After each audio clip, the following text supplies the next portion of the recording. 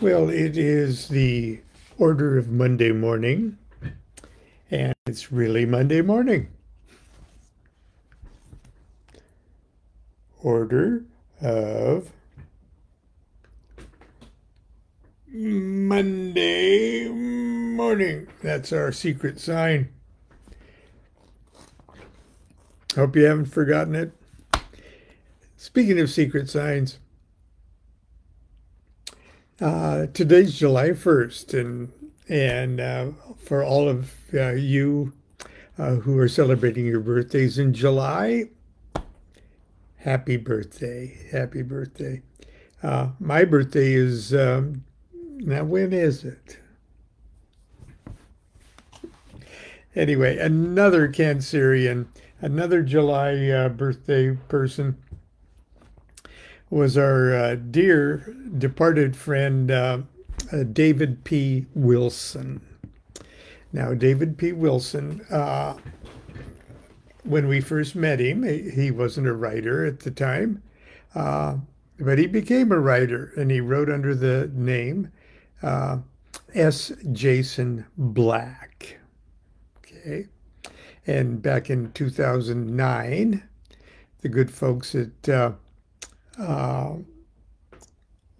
New Falcon, or I forget if it was New Falcon or Original Falcon, asked me to write an introduction to S. Jason Black's book, Pacts with the Devil.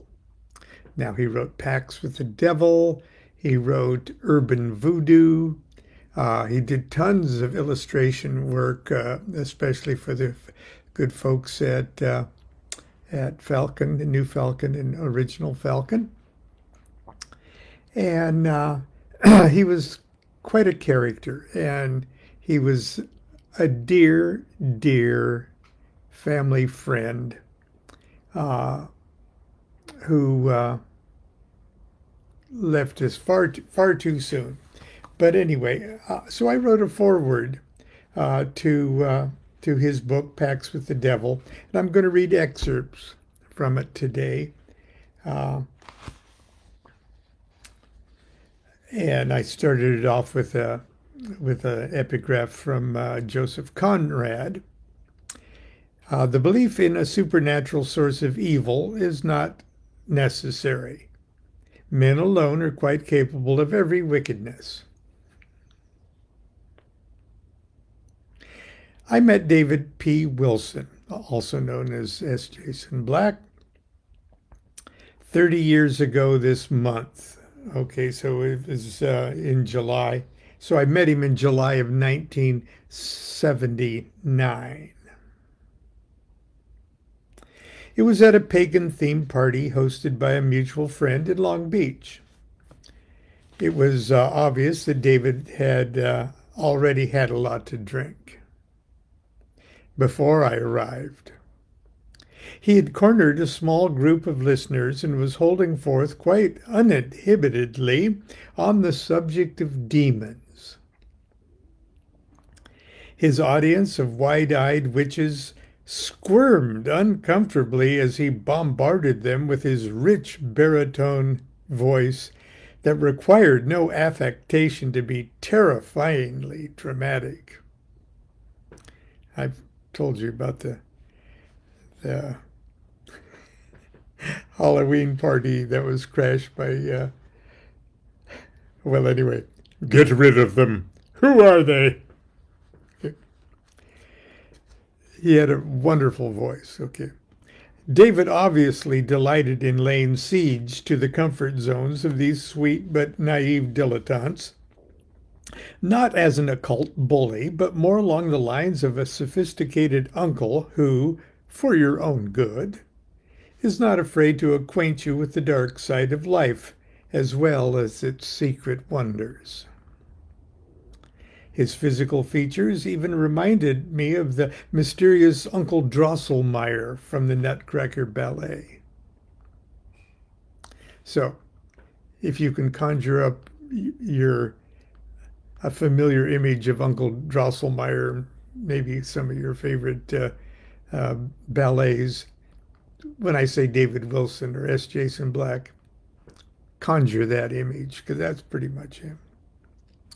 I liked him immediately, and he would become, in the years to follow, my most trusted magical colleague and one of our family's most treasured friends.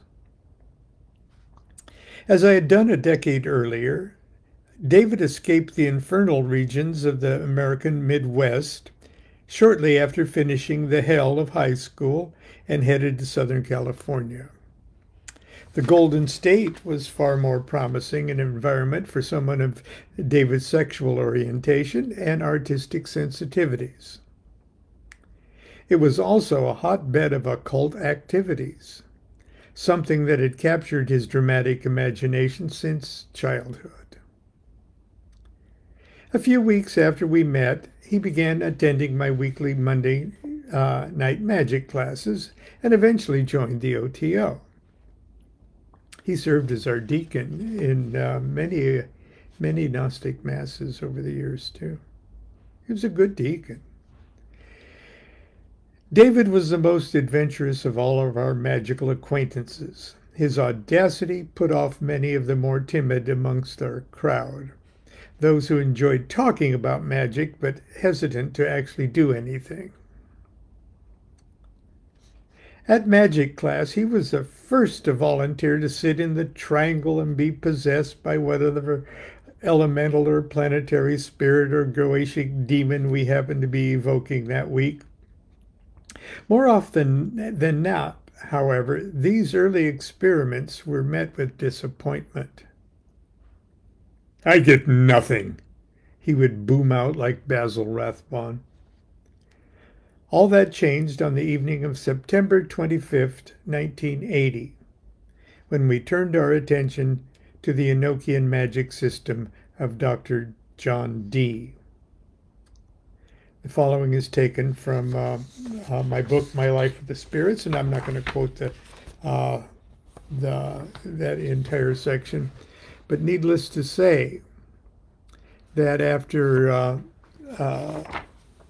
quite a few attempts in the months and weeks earlier of doing something of the psychic nature, with David always volunteering, and he would always go, "I get nothing, this is bullshit."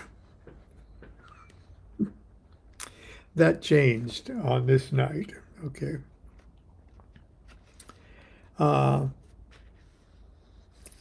And I'm only going to refer you to the more lengthy description of it. But suffice to say, he got a vision appropriate to the Enochian elemental environment that we were working with, and got the senior large Enochian intelligence off the tablet. Not only that, but David broke into spontaneously speaking the angelic language. That even that night, with the help of Laycock's Enochian dictionary, we got an understandable message, a complex and understandable. And David had not studied the language before or anything. It blew all of our minds. Okay. So I'm going to skip over that whole thing. He started to speak Enochian. The Enochian translated. And we turned up the juice on the weekly magic class. We started from that point on to do it 2 times a week for the next 3 years. And we worked with David, and David helped other members feel comfortable in scrying. It was a wonderful kind of a golden age of magic. Sadly, David's ability to break spontaneously into the Enochian language would diminish rapidly as his familiarity with the calls had increased. After the 4th or 5th session, he lost the ability completely. But his visions, scrying visions, on the other hand, became clearer, more informative, and more productive. David was, without question, the most talented scryer I've ever worked with. His brain was a treasure house of visual images, deposited there by his addiction to movies and great literature. In past life readings, he could tell you the year and location of your previous incarnation by the cut of your clothes or your hairstyle or the buckles on your shoes. He too was a man from a previous century, the 18th century to be exact. Even if there was a spiritual, if ever there was a spiritual echo of the Marquis de Sade or a satanic denizen of the court of Louis XIV, it was David Wilson. This was his image of himself. Also included the self-image of a brash young rake who drank entirely too much. Self-destructive vices and demonic incourses notwithstanding, David P. Wilson was a good soul, a dear friend, and a courageous spiritual explorer. Not everyone is capable of grasping the paradox of such a life and such a friendship. Shortly before David died, I received a letter, obviously a Christian, taking me to task for my friendship with S. Jason Black. This is somebody that attended one of my lectures in Costa Mesa. Inside Edge, it was the organization it was called. I can think of no better way to close this forward than by sharing you his letter and my response. Hi, Lon, I finished your book, My Life with Spirits, and had a question. You do seem to believe in God and Satan. Starting right off there. And you were taken aback on page 68 to 70 when you thought Aleister Crowley was a Satanist. Yeah, when I was 19. Your quote is, I may have been a wild and crazy heretic, but I sure didn't want anything to do with Satanism. And he's forgetting that I was describing myself really, really as a young man. I know that different people interpret Crowley in different ways, and since you jumped on the OTO bandwagon after reading Crowley, I, all caps, assume you don't believe him to be a Satanist. However, I'm puzzled.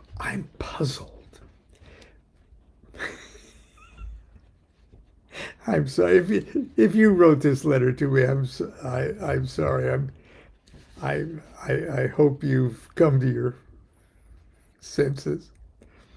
I am, however, puzzled by the photo of you and S. Jason Black on page 134. Gotcha. There is no mention of the circumstances of your encounter with him other than the photo stating that he is a, quote, Diabolist.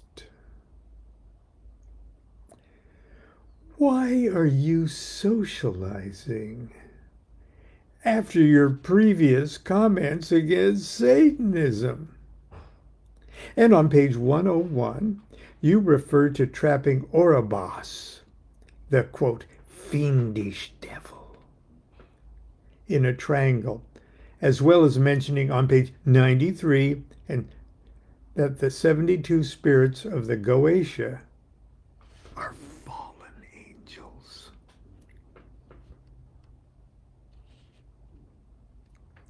Do you not apparently associate the followers of Lucifer with him? Satan appears to be, quote, persona non grata, but his fellow fallen angels are okay for you to conjure. What gives?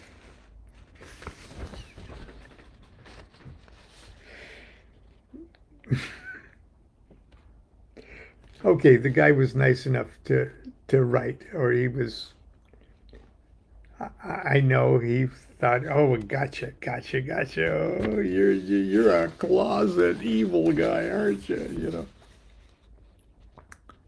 Sincerely, name withheld. Okay, dear name withheld. Please forgive me if I sound rude, but I'm not sure you carefully read My Life with the Spirits. Otherwise, I can't imagine why you'd feel the need to ask these questions.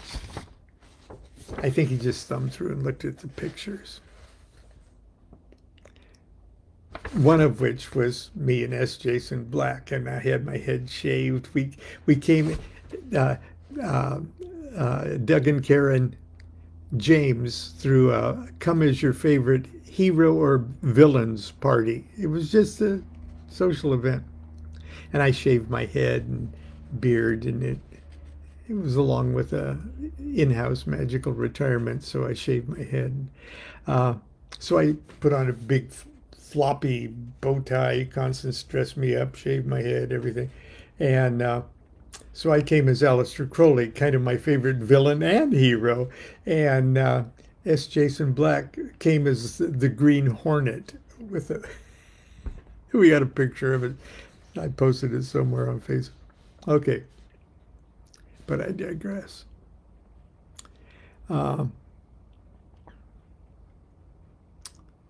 Let's see. The first thing I'll ask you to remember is that the Lon Milo DuQuette, who so many years ago voiced that opinion, quote, I may have been a wild and crazy heretic, but I didn't want anything to do with Satanism, unquote, was an uneducated, ill-informed, judgmental, and ignorantly superstitious young man in his 20s.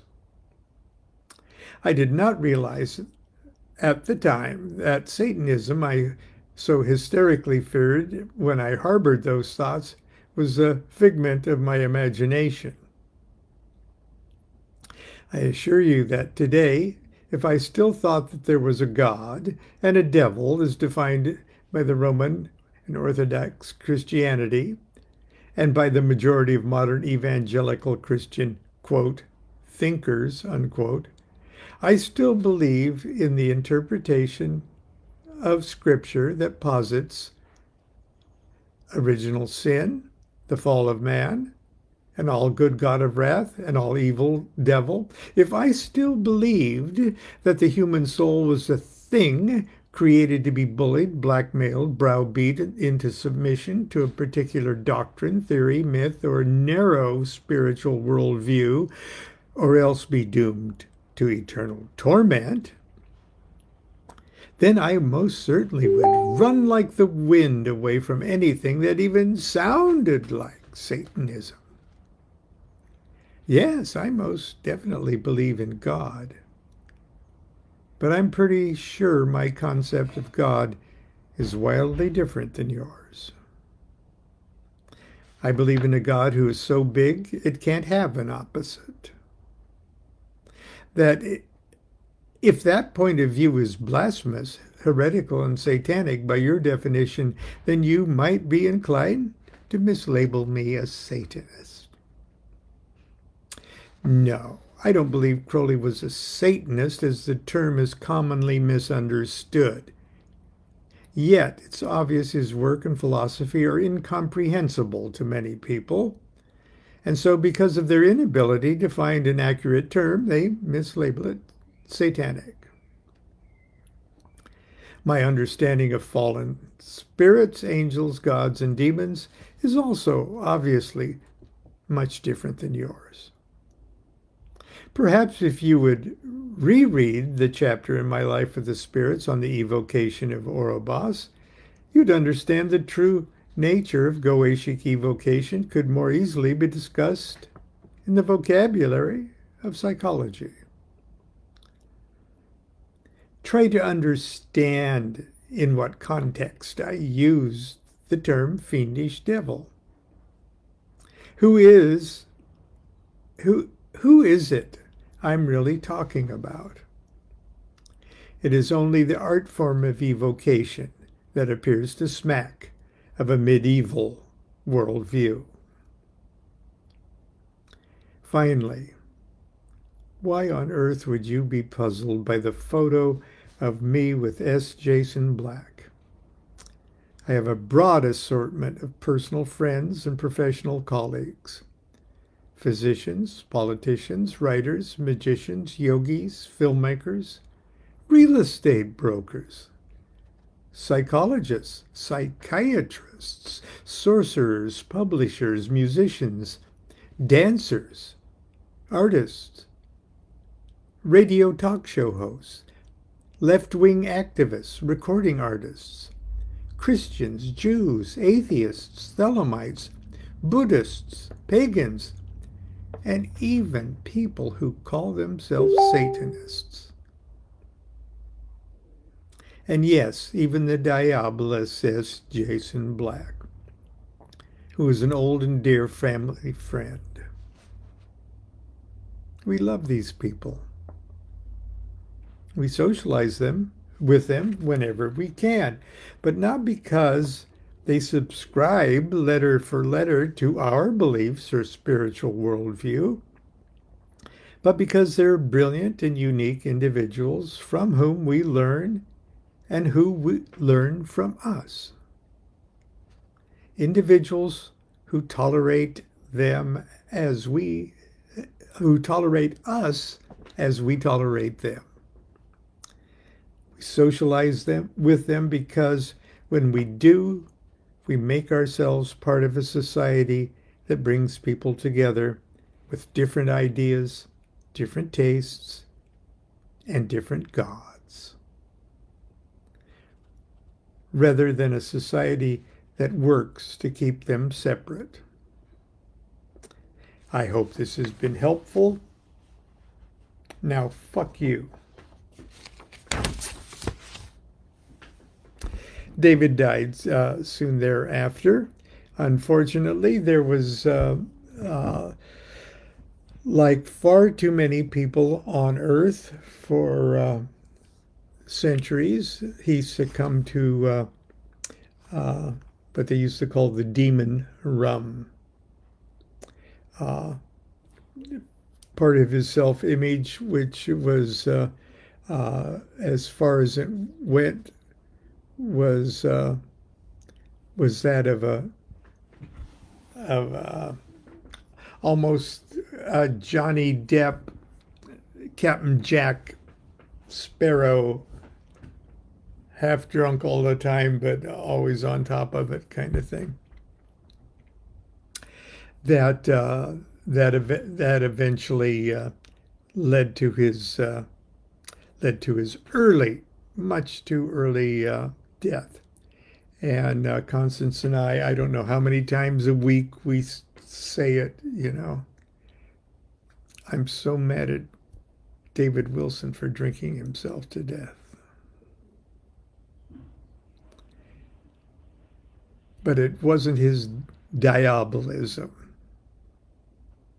per se that can be blamed for that, because most people who drink themselves to death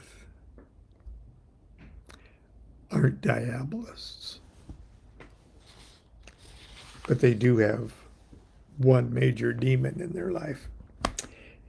Okay, that's my July 1st visit with you. It is, I'm going to turn this light out because it's hot. It's going to be, it's forecast to be 105 degrees by 5 o'clock today in Sacramento. In our backyard is usually 5 degrees above what the Sacramento, wherever they got the thermometer, we're 5 degrees hotter. So it's going to be wild and crazy, and we've got Monday Night Magic class coming over, and we're trying to get the house at least cool enough for a Monday Night Magic class. So until tomorrow, when it's forecast to be even hotter than today, hopefully we'll be speaking to you from a parking lot. We may start a little earlier tomorrow because if we get off earlier, it's a little cooler in the day. But anyway, compared to the Midwest and the rains and the winds and an upcoming hurricane and things like that, we can't complain too much.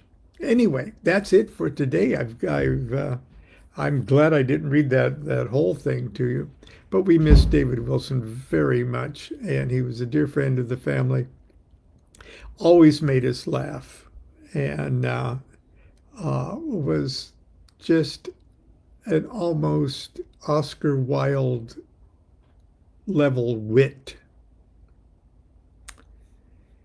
And we're still mad at him for drinking himself to death.